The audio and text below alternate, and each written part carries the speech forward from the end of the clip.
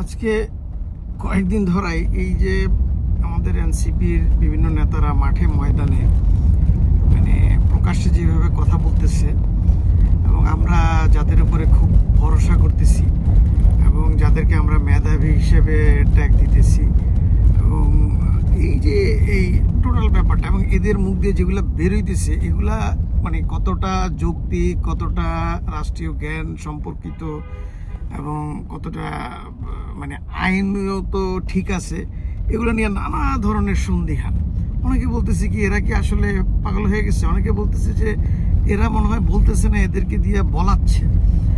আবার কেউ কেউ বলতেছে যে মানে যাদের বিরোধিতা করতেছে এরা তো তাদেরই পারপাস সার্ভ করতেছে, তাদের যে আধিপত্যবাদটাকে আমাদের প্রতিবেশী রাষ্ট্রের যে তারা আমাদের দেশের মার্কেটটা দখল করতে চায়, আমাদের উপরে বিভিন্ন জিনিস চাপাই দিতে চায়, তো এদেরই টোটাল কর্মকাণ্ড তো তাদের সেই কাজটাকে আরো উৎসাহিত করতেছে, আরো লজিক্যাল করতেছে, আরো যৌক্তিক করতেছে। আইনত বিশ্ব মানে ওয়ার্ল্ড যে ডিপ্লোমেসি বা বিশ্ব কূটনীতিক ইয়াতে জিনিসটাকে আরো বেশি লজিক্যাল করতেছে।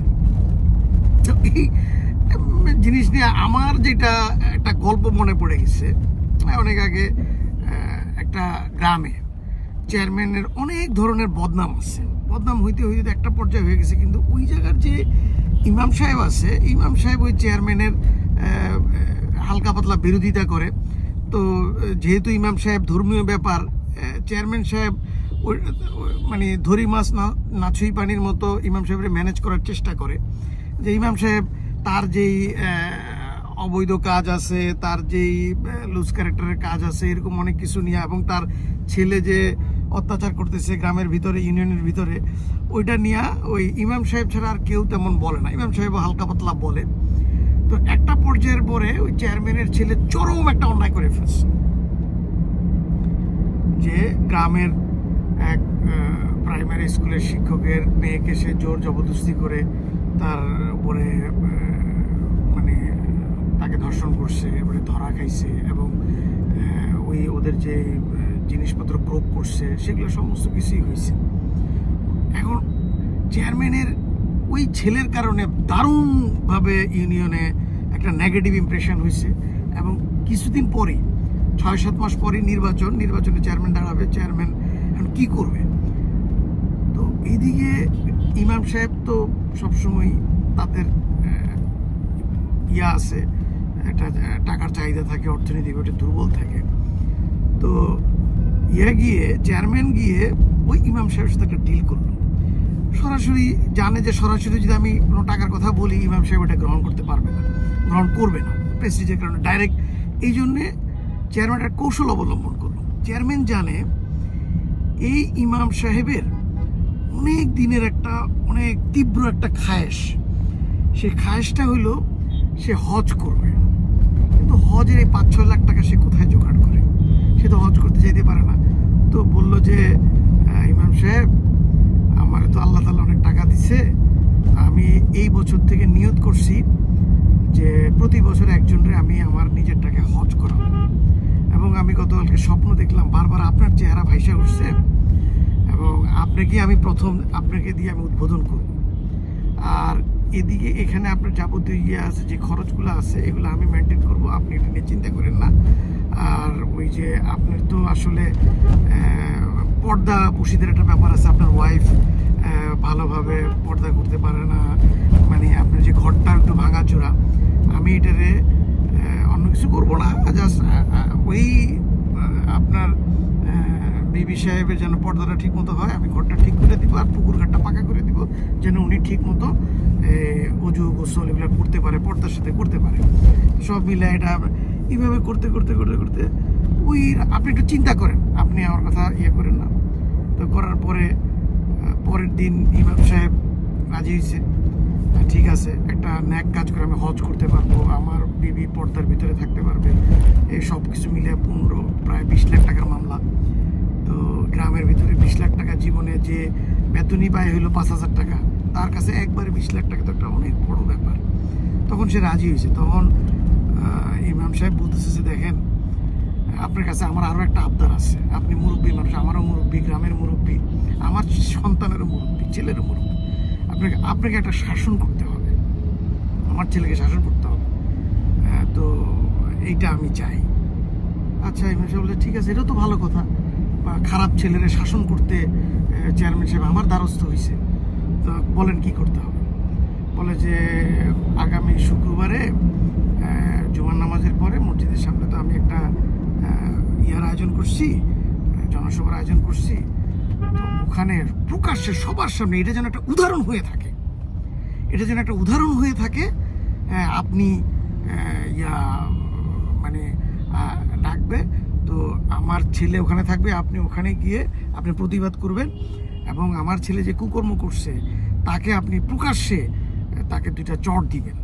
এটা আমার উপকার করেন, আমি ছেলে তো আমি পারতেছি না তারে শাসন করবেন, এবং আমি ওইটা আপনারা যখন ছেলে কিছু করতে যাবে আমি ওইটা দমন করব এবং আমি আপনাদের সমর্থন করব, তাহলে আমার উপকার হয়। ইমাম সাহেব বললো যে ওরে বাবা, চেয়ারম্যান সাহেব তো অনেক ভালো, তার এটা উমর রাদিয়াল্লাহু তাআলার মতো কাজ করছে, নিজের সন্তানকে প্রকাশ্যে আমাকে থাপ্পড় দিতে বলতেছে, ওরে বাবা ওটা তো ভালো। এবং ওই অনুযায়ী জুমার নামাজের পরে জনসভা হইল। জনসভার ভিতরে যখন চেয়ারম্যান সাহেব বক্তৃতা দিতে উঠছে, এমন টাইমে ইমাম সাহেব দাঁড়ায় বলল যে চেয়ারম্যান সাহেব, আপনার বক্তৃতা শোনার আগে আমার একটা কথা শুনতে হবে। আপনি যদি ভালো হন, ভালো থাকতে চান, উমর রাদিয়াল্লাহু তাআলা তার মদ খাওয়ার দোষে তার সন্তানকে চাবুক দিছে, আপনি পুত্র স্নেহে অন্ধ, তা আমি আপনার ছেলে যদি শাসন না করেন আমি আপনাকে বক্তৃতা দিতে দিব না। সবাই হই হই করে উঠছে, পুরা জনসভা 2 ভাগ হয়ে গেছে, এক ভাগ চেয়ারম্যানের পক্ষে, আরেক ভাগ ইমাম সাহেবের পক্ষে। অনেক তর্ক বিতর্ক টিয়া করার পরে তখন হঠাৎ কাদো মুখে একদম চোখের পানি ছেড়ে দিয়া চেয়ারম্যান সাহেব বলছে, যদিও আমার বুক ফাইটা যেতেছে, আমি অনেক অপমানিত হয়েছি, তবু ইমাম সাহেব যা বলে আমি মাইনা নিব। পুরা জনসভা শুনশান হয়ে গেছে, ওরে বাবা এত ভালো, এ তো এই জামানার উমর রাদিয়াল্লাহু তাআলা।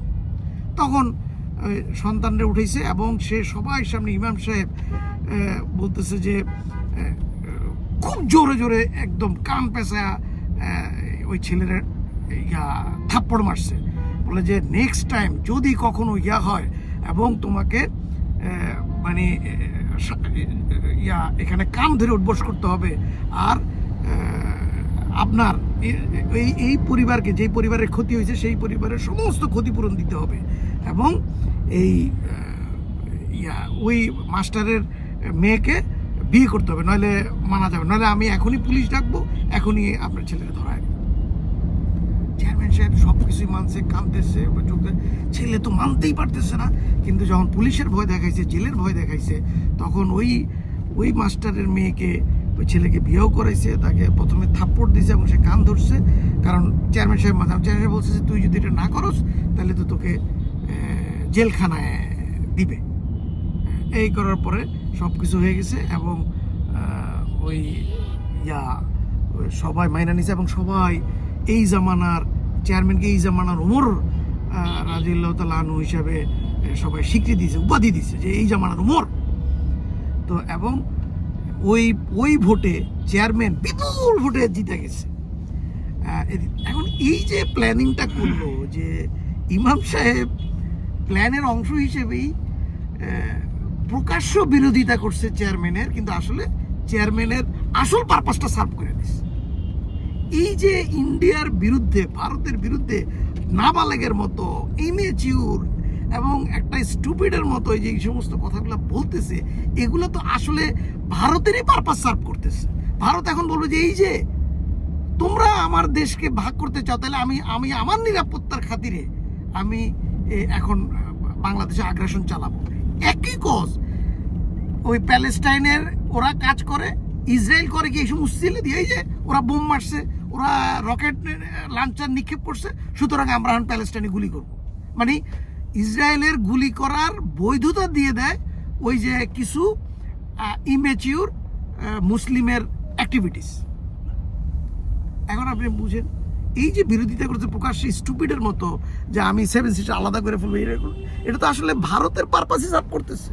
ওই ইমাম সাহেবের মতো বিরোধিতা করতেছে। আসলে ইমাম সাহেব তো ওই চেয়ারম্যানেরই পারপাস সার্ভ করছে।